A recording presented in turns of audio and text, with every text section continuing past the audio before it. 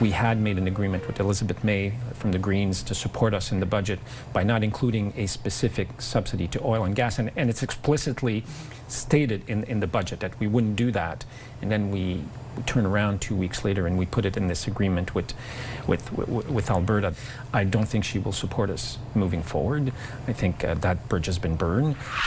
Liberal MP Stephen Guilbeault says his government's betrayal of Green Party leader Elizabeth May contributed to his decision to resign from cabinet. May's support for the federal budget was a key ingredient to it passing and the government staying in power. But is her support now gone forever? Miss May joins us now. Hi, Miss May, good to see you. Thank you very much for making the time. Well, thank you, Vashi. So Mr. Guilbeault this week on another program of mine did say very specifically, and I wanted to quote him, that he feels his government has now burned its bridge with you. Is that the case? Well, it certainly seems that way, but I'm a bridge builder, and I never say never, but we were specifically, and there were 2 rounds of negotiations with me, and the first one led to it being in black and white in the budget that there would be no federal subsidies for what's called enhanced oil recovery.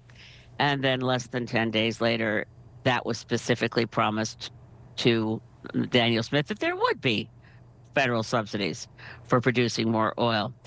This was obviously devastating for me, but I think it may have been more devastating for Stephen Guilbeault. Did anyone from the Prime Minister's office advise you that they would be going back on what was spelled out in the budget as far as what you just explained in the MOU, and or did they contact you since? No, to both questions, no. What does that tell you? I think they made a calculated choice for the sake of, I don't know, at the moment, for the sake of the country, I suppose. Have to hope that they guessed right. For the sake of climate action, and since my country is located on planet Earth and climate action does matter, they made a calculated choice. Time will tell if they were right. They decided that Stephen Guilbeault in cabinet was less important than inking a deal that I think got Canada basically nothing.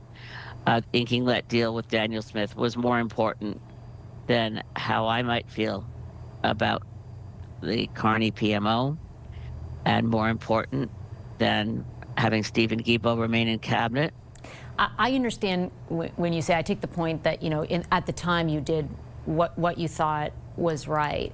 I would challenge you with respect, because I remember even in that moment on that day asking you, like, why, if the issue you care most about is the action the government takes to mitigate the impact of climate change, why even at that moment did you feel it was right when all the evidence up to that point supported a rollback of key climate policies? Like the announcement on the consumer carbon tax had already been made. In the budget signaled the intent to roll back the emissions cap, the pause on the EV mandates. Like the list went on and on. All that the MOU did was solidify a few other things, really, and express support for a pipeline that the Prime Minister had already said was on the table. He frequently said in the election and after, I want to make Canada into an energy superpower, and that includes conventional energy. So how did you feel at the time? Like, how could you have justified it to yourself? Was it about political preservation? No, God, no. I have a lot of Greens were hoping we'd go to an election right away, and nothing to do with political preservation at all. It wasn't a political expedient. The MOU was wrenching, and even though, yes, you can say we knew that Mark Carney had said this and that, the policies and the platform, I'm sure a lot of Liberal MPs did not run thinking they were running on a platform of boosting greenhouse gases and no action to ensure our children have a livable future. No, I do not think that that was a foregone conclusion. And I hope to God it's not the path that we're on forever here. But we have the window on climate action is closing rapidly. And now it's what, certainly Stephen Guilbeault wouldn't have said before the MOU. We can't reach our Paris targets. They're now out of reach. Dr. Simon Donner was not saying it can't be done. The MOU not only says we'll think about a pipeline, it says Alberta's the proponent. We're going to help them get there. We're determined to do it. We're going to consider, it didn't say there has to be a private sector proponent, because there is none. It says there has to be some private sector financing. The MOU was stunningly much, much worse than I'd expected, and I certainly hadn't expected it to be good.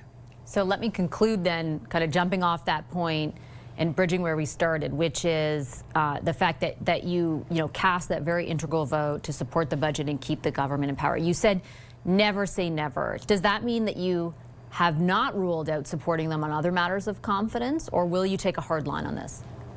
We're going to have to change. They have to change their policies. Right now, we've got a prime minister who got to office largely with progressive voters thinking this is a. I had so many members of the Green Party email and say we're ending our Green Party membership long enough to vote for Mark Carney in the Liberal leadership because he's a climate guy. A lot of people believe that this was a prime minister who would act on climate. So I may have voted for the budget because I thought he would. A lot of Canadians voted Liberal because they thought he would. So there's disillusioned voters out there, a lot of them.